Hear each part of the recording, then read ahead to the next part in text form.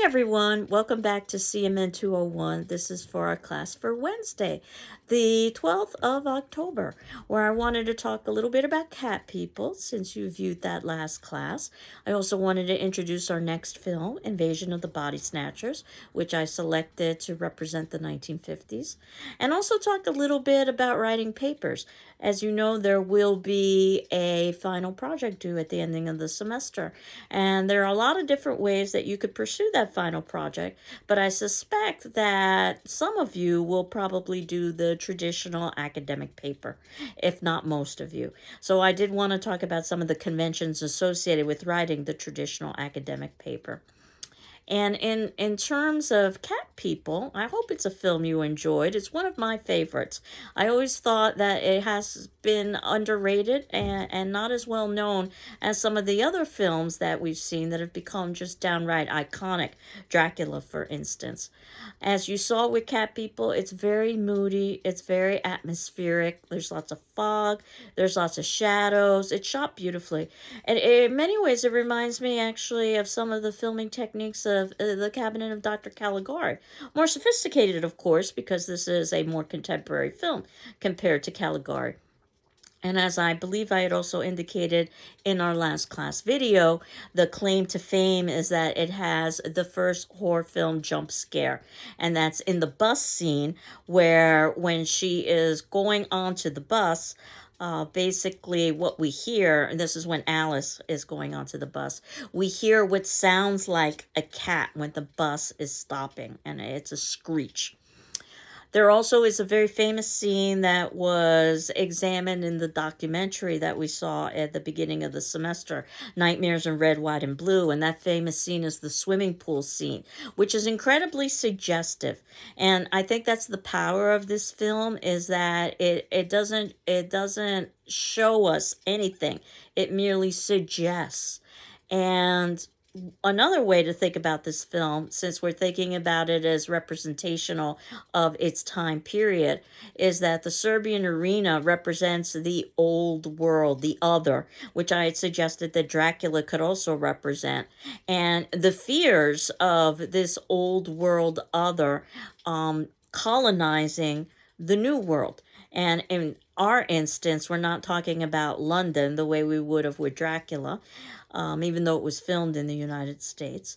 We're talking about firmly America, as represented by Oliver, our male lead. And he represents the good old-fashioned Americano. In fact, there's even a scene when he calls himself a good old Americano. It's a very subtle and ambiguous film, also quite psychological, dealing with issues of sexuality, sensuality, and repression. And think about the 1940s and some of the fears associated with the growing power of female, especially as female was entering the workforce because of the war. Just a couple of decades earlier, female had been given the right to vote. So I think that that fear of female is very much evidenced in this particular drama.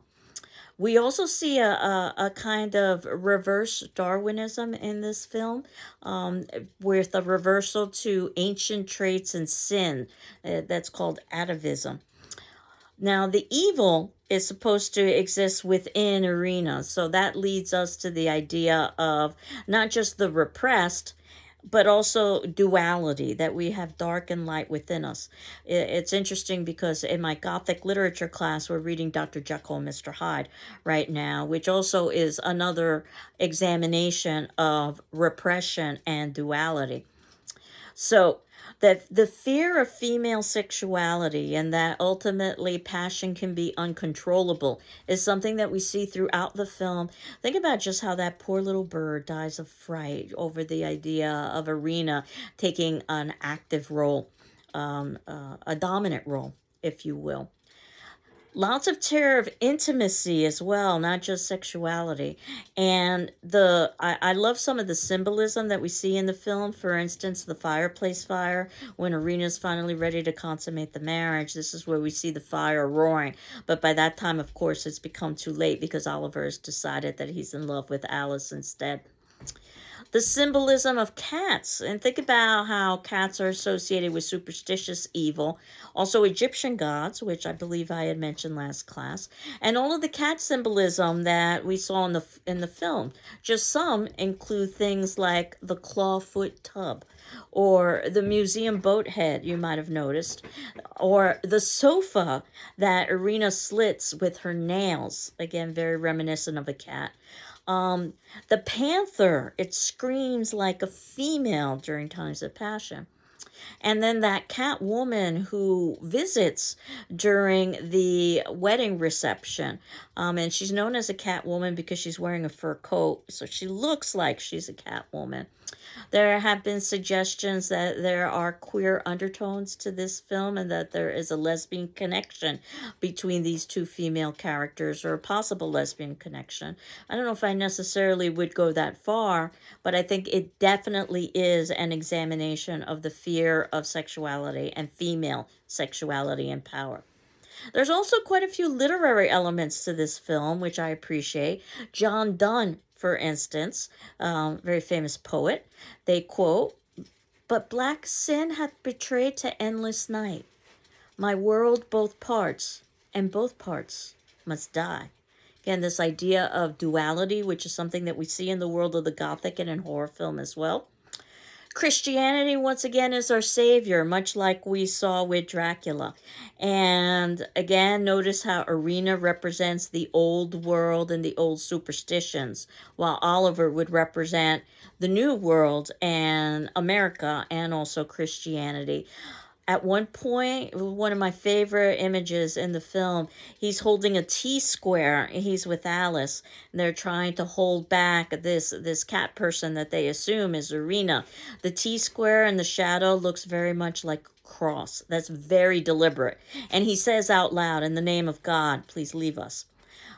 The table that they are eating at, it looks like an altar. I had mentioned something similar with Dracula, that the Dracula table setting also looks like an altar. This is all done very deliberately in order to give us visual images of Christian elements. What I call the cat fight, and again, I snicker a little bit when I say that, with between Alice and Irina. I guess the actors who played both roles, they didn't get along very well, so they didn't have to do a lot of acting to show that there was competition between them. And certainly, Irina is presented as predatory, kind of like the femme fatale that you would see in Gothic noir. And dark noir kind of films, but also Alice, I would suggest, is predatory as well. She definitely takes advantage of an opportunity. She calls herself the new kind of other woman. And I would suggest that Dr. Judd might be the most predatory. His suggestion to tell a husband nothing, and of course, he actively is pursuing Irina, even though she's married. The ethnocentrism in this film, and this is something that we've seen with other films as well, that I think what seems to be a minor episode is actually quite important. And this is during a restaurant scene where there's a black waitress who's lamenting the fact that nobody wants to eat gumbo. Gumbo would be representative of something that is other or more exotic in terms of food. And instead, what they want is apple pie and coffee. And perhaps nothing is more American than apple pie and coffee. And again, that famous quote that I had suggested from Oliver, perhaps summarizing the film about how he is a good old Americano. So, some of the symbolism to consider in this film, there is the idea of the brownstone and what is behind the facade, what secrets exist behind the facade. And think about how daring Irina is in some respects, and that she invites Oliver into her apartment when she's just met him. Again, rather bold, especially considering the time period. The idea of the cage and the key for the panther. And of course, we could say that this is representational of the caged passion that perhaps is unleashed or unlocked. We talk about the sword as perhaps a possible phallic symbol as the sword penetrates, something that we also talked about with Dracula when we were talking about a stake. Even the cat, the pet cat, is named John Paul Jones. You might be familiar with that name from a historical perspective. That was an American naval commander who defeated the British. So, again, this idea about America defeating other or outsider.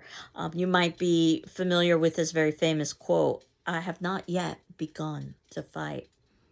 So some of the themes that you can find in the film, definitely light and dark. And again, just as we saw with Caligari, this use of lighting in order to represent mood, but also theme. Evil versus good, as sexuality versus chastity.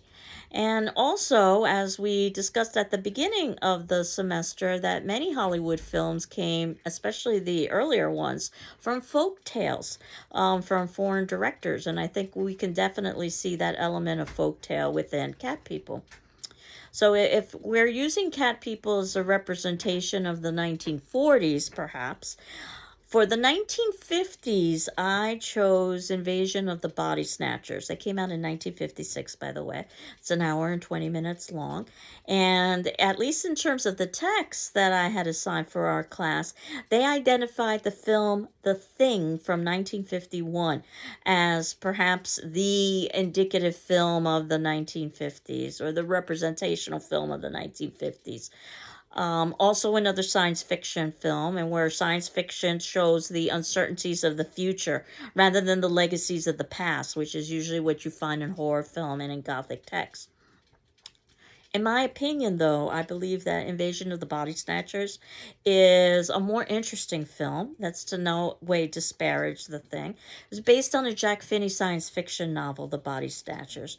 And you'll see in the notes below in the third section, I had indicated something that a scholar had argued. I don't know if I necessarily agree with it, but I wanted you to contemplate it, that horror is about the dread of knowing, while science fiction is about the dangers and the dread of a closed mind.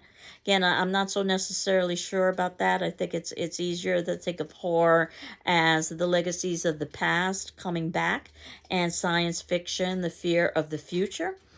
But not only was the science fiction genre so important in the 1950s, and again, you have to remember that this would have been the time of things like the Roswell incident, where there was definitely an element of concern about whether or not foreign life forms existed and had visited the planet Earth, and what their intentions might be. And I'll talk a little bit more about that after you watch Invasion of the Body Snatchers. But the 1950s was also a great time of paranoia. And it wasn't only because of concerns about aliens from outer space, but it was also about the concerns of immigration, which is something that I've suggested that we see with Dracula and with Cat People. And now again, we're seeing with Invasion of the Body Snatchers. I think you'll see a very idealistic town. And again, this idea that even the perfect suburbs are no safe haven from outsiders. Again, I don't want to give away too much of the plot.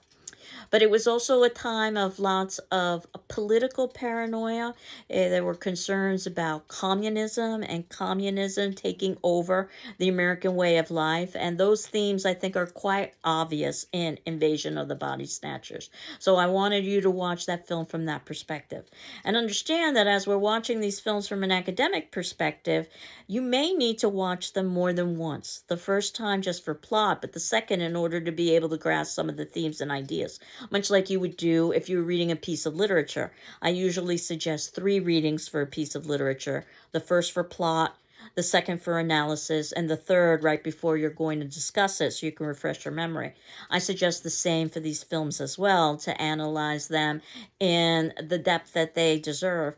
And also to consider these films in relation to the time period in which they are, because I've used these films as representations of particular decades. Of course, there are other ways that we could view these films as well, but I definitely think that Invasion of the Body Snatchers is as much an examination of the United States in the 1950s as it is of anything else.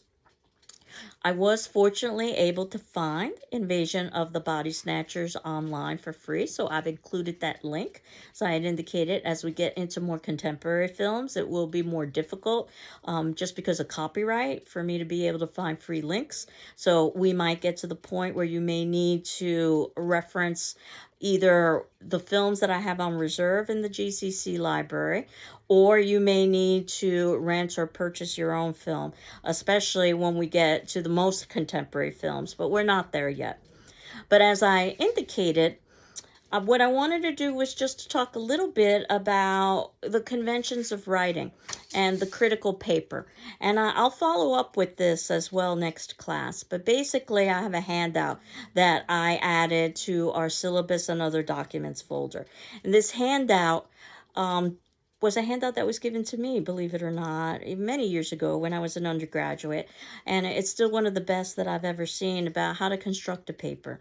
And they divided it up into 3 areas: the planning stage, the writing stage, and the editing stage. And I can tell you that most students skip the planning stage, they go straight to the writing stage.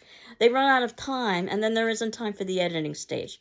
So I really encourage you to begin thinking now and utilize the planning stage about what you might be doing your final project about. And I realize that you may not yet know, and we haven't necessarily seen all of the films that you may want to pursue for your final project. But you should be, now that we are approaching the midpoint of the semester, believe it or not, you should be thinking seriously about what it is you think you might want to do a final project about. Some things to consider is that in your introductory paragraph, this is your first paragraph, this is where you give your thesis. This is your main point.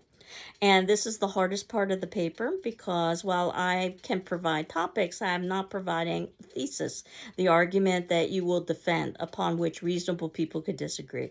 You're basically much like an attorney trying to defend a particular position. And a good attorney can argue either side of a case. Obviously, some cases have more evidence on one side than another, but a good attorney can argue either side effectively, and then it's up to the judge and the jury to decide. And it would be the same in terms of constructing an argument. You could come up with multiple arguments that sometimes even contradict one another and hand in multiple papers and have them all be excellent papers, as long as you've provided the evidence to support whatever it is that you are going to be saying. Not only does your opening paragraph have a thesis, but it also states the author or the text. In our instance, it could be the film and the director, but it depends on what it is that you're going to be doing for your final project. Your body paragraphs are where you give your evidence. Again, think of yourself as an attorney trying to put forth an argument. This is where you could give some paraphrase, in other words, some language in your own words. You might want to use some quotation. Again, if you're going to do that, another reason for watching the films very carefully. And then you have a conclusion. And this is where you give closure to your arguments. You're not adding a new argument. You're just basically putting the finishing touches. Perhaps you can relate what your argument is to contemporary time, for instance, in a paragraph. Keep in mind that all paragraphs should be developed, and a developed paragraph is 3 or more sentences because you want to have a beginning, a middle, and an end. Even though I'm aware that in the media you might have 1 or 2 sentence paragraphs in a newspaper, for instance, but that's a very different kind of writing than academic writing. And a sentence, of course, expresses a complete thought, a complete idea. So a sentence should be able to stand on its own and make sense without the previous sentences or the following sentences. While a paragraph also should be able to stand on its own in the sense that it talks about one topic or one idea. And then when you move to a new topic or a new idea, this is where you move to a new paragraph.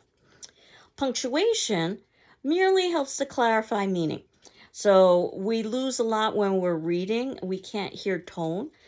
So think about the distinction between a very simple sentence that is, let's say, sit down with a period, as opposed to sit down, which would be with the question mark, as opposed to sit down, which would be with the exclamation point.